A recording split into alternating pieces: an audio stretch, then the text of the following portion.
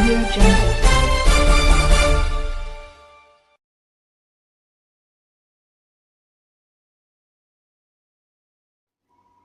भुवनेश्वर आज लोकसेवा भवन मुख्यमंत्री श्री मोहन चरण माझी आज एक उच्चस्तरीय बैठक में पश्चिम एशिया युद्ध पर देश तथा राज्य में सृष्टि होता विभिन्न द्रव्यर कृत्रिम अभावजनित समस्यार मुकाबला राज्य सरकार पक्षर नि पदक्षेप संपर्क में समीक्षा करिसेंती।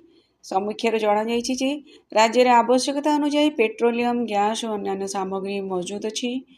रंधन गैस कृत्रिम अभाव सृष्टि करी जेपरी अत्यावश्यक द्रव्यगुड़िकर कलाबजारी न हुए से सजग रहा सहित राज्यव्यापी चढ़ाऊ करी असाधु व्यवसायी विरोध में दृढ़ कार्यानुष्ठान नेबापी मुख्यमंत्री निर्देश देते।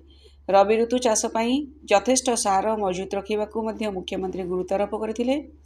ए समस्यार विषय में राज्यवासी जेपरी आशंकित न हुअंती सेप्रति सरकारी स्तर में व्यापक जनसचेतनता सृष्टि करने को मुख्यमंत्री परामर्श देते।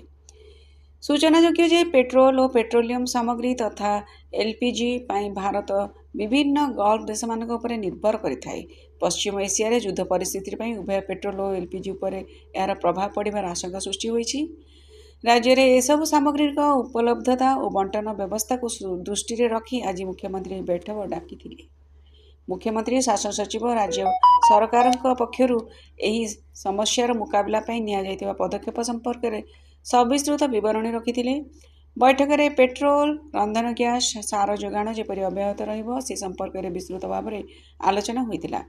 यह बैठक में मुख्य शासन सचिव श्रीमती अनु गर्ग, उन्नयन कमिश्नर श्री डीके सिंह, गृह विभाग अतिरिक्त मुख्य शासन सचिव श्री हेमंत शर्मा, मुख्यमंत्री अतिरिक्त मुख्य शासन सचिव श्री शाश्वत मिश्र, गृह नगर उन्नयन विभाग अतिरिक्त मुख्य शासन सचिव श्रीमती उषा पाढ़ी, शक्ति विभाग अतिरिक्त मुख्य शासन सचिव श्री विशाल कुमार देव, खाद्य जोगाण खाउटी कल्याण विभाग प्रमुख शासन सचिव श्री संजय कुमार सिंह, कृषि और कृषक सशक्तिकरण विभाग कमिश्नर तथा शासन सचिव श्री सचिन रामचंद्र यादव प्रमुख। समृद्ध ओडिशार रजत महापात्र रिपोर्ट।